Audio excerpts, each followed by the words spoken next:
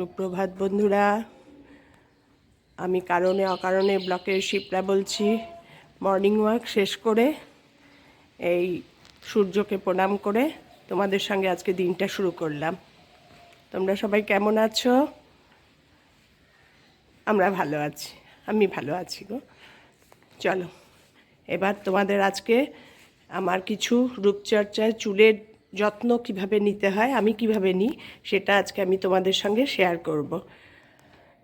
চলো নিচে নামি, মর্নিং ওয়াক কমপ্লিট। নিচে নামি, নিচে নেমে তোমাদের ওই টিপসটা শেয়ার করছি। চলো দেখতে থাকো।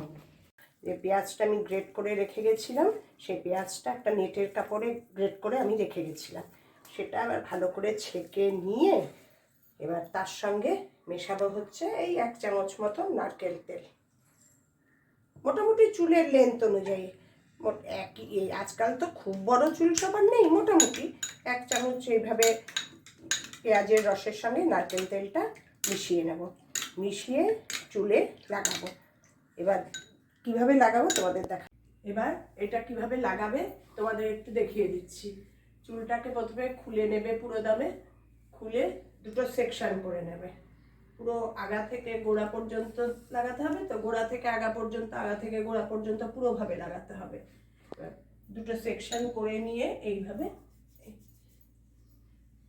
পুরো গোড়ায় গোড়ায় গোড়ায় গোড়ায় এইভাবে পুরো চুলটা মাখবে।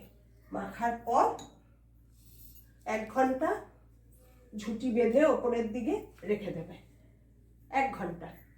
তারপরে তোমাদের একটা জল তৈরি করে দেখাবো, সেই জলটা দিয়েই শ্যাম্পু করে নেবে। তৈরি করে তোমাদের আমি দেখাবো।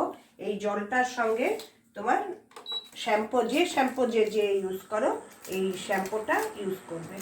ভীষণ ভালো, জানো না?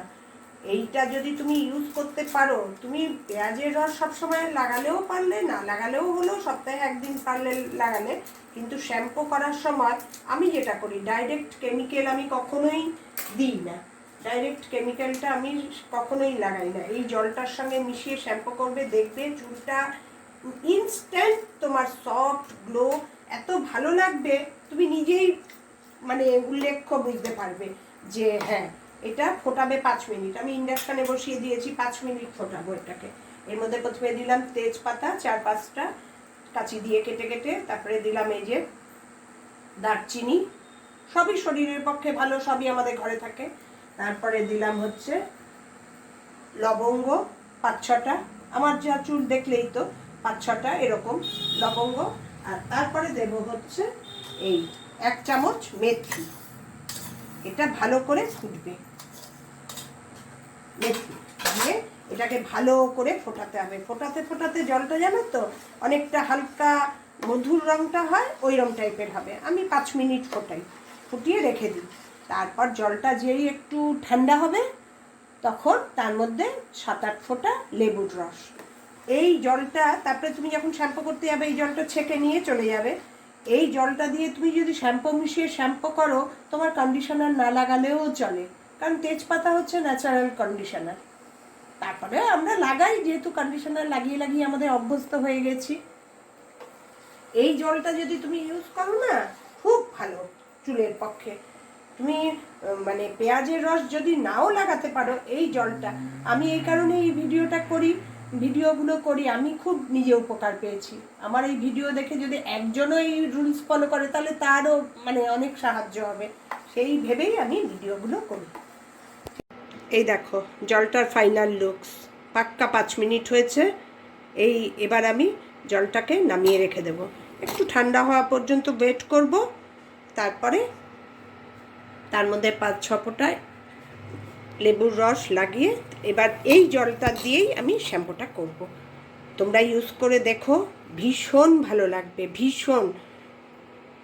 আমি এই কারণেই বলি যে আজকালকার যা পলিউশন, এভরিডে তোমাদের বেরোনো, তার মধ্যে এভরিডে যদি শ্যাম্পু করো এই এক শ্যাম্পু, তাহলে তোমাদের চুলের একবারে 12টা বেজে যাবে। সেই কারণেই আমি এই জিনিসগুলো আমি নিজে উপকার পেয়েছি বলেই তোমাদেরও বলি যে হ্যাঁ ঠিক আছে করুক, একটু জানাই ওদেরও। ওরাও তাহলে এই উপকারটা পাবে। এভরিডে বেরোয়, আমি তো সপ্তাহে একদিন শ্যাম্পু করি, এখন একদিন শ্যাম্পু করি। আমার এখন বেরোনোও নেই সেরম একটা, আর এর জন্য আমার আর কোনো চিন্তার কারণও নেই। ঠিক আছে, ভিডিওটা যদি ভালো লেগে থাকে তাহলে লাইক করে দিও, আর তোমাদের কার কি উপকারে লাগলো সেটা আমাকে জানিও কমেন্টের মাধ্যমে। ঠিক আছে, টাটা।